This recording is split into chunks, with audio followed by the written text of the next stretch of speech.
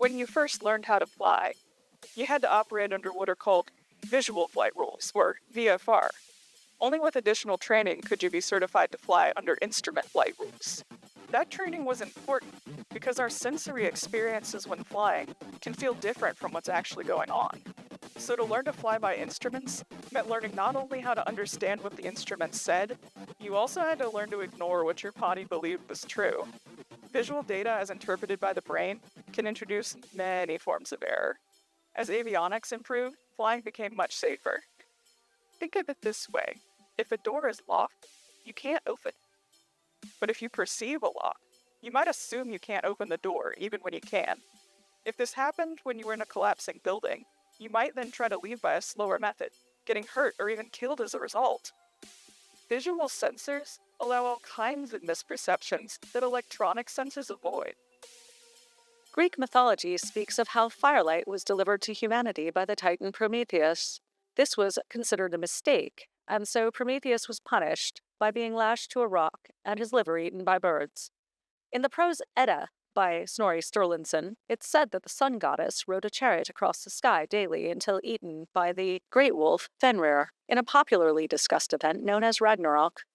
In the year 2024, 4 to 5 million people traveled to witness an eclipse, an event in which the moon's path took it between the Earth and the sun, creating a transient period of darkness. Traditional leisure hours were restricted to times when sun exposure was minimized. Employees worked safely indoors during periods of strong light, roaming more widely during times when light was only present at a reduced level.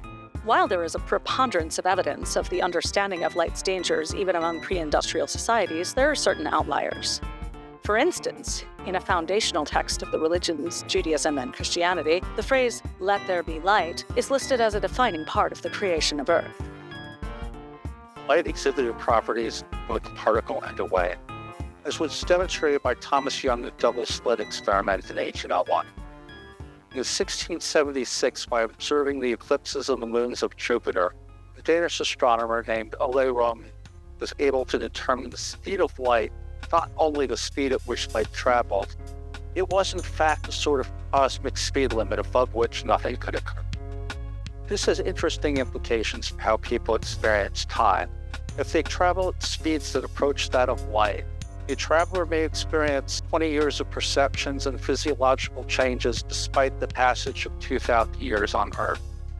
This is known as time dilation. When I signed up for the initially, I would be out. Constant exposure to low-grade radioactivity is known to accelerate aging. Have no family of my own, no ups, no debts. I was excited to go on the mission, excited to see how the world would have changed when I got back. I thought, what do I have to lose? I could see it happening, I could run. Any old movies, they show the speed of light by stars shining from pinpricks into lines. It didn't look exactly like that, close enough. When the line started getting shorter, I thought this should focus anyway.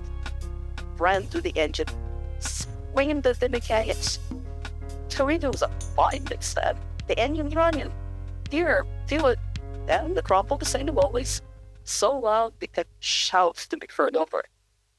The lines of light, they got short. I expected it to stop.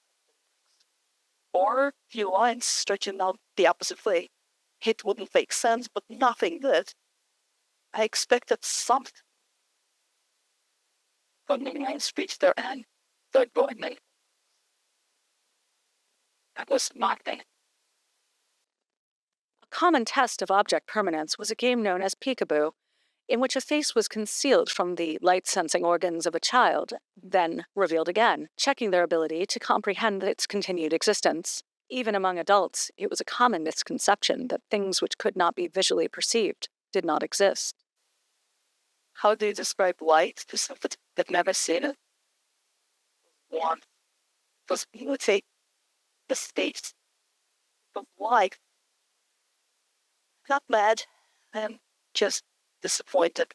The minds of those who would do such a thing, they're incomprehensible. You've all been very nice. You act just like people as I know them. But to choose this? How could they be mad? To be mad requires enough understanding to know what it is I'm mad at.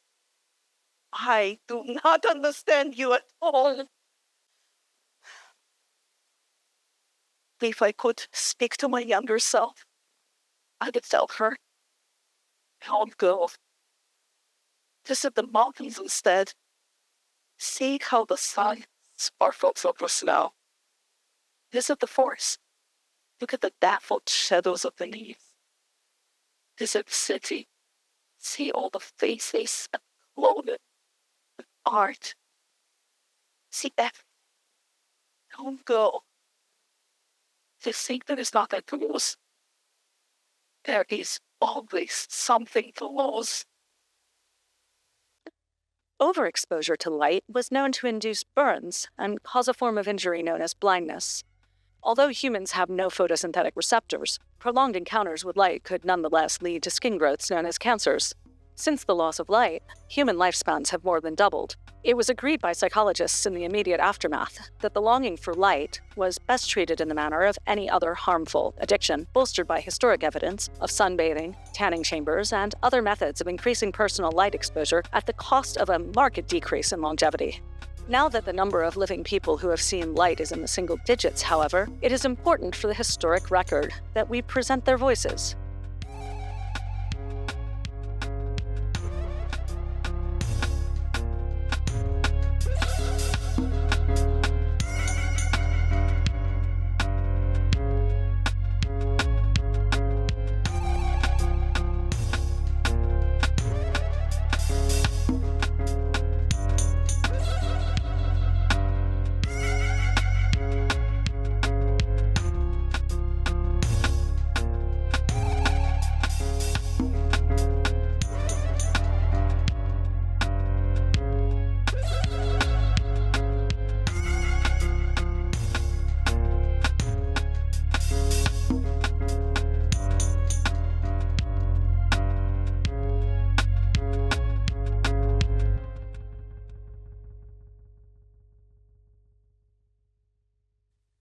This documentary has been sponsored by the Spectral History Society.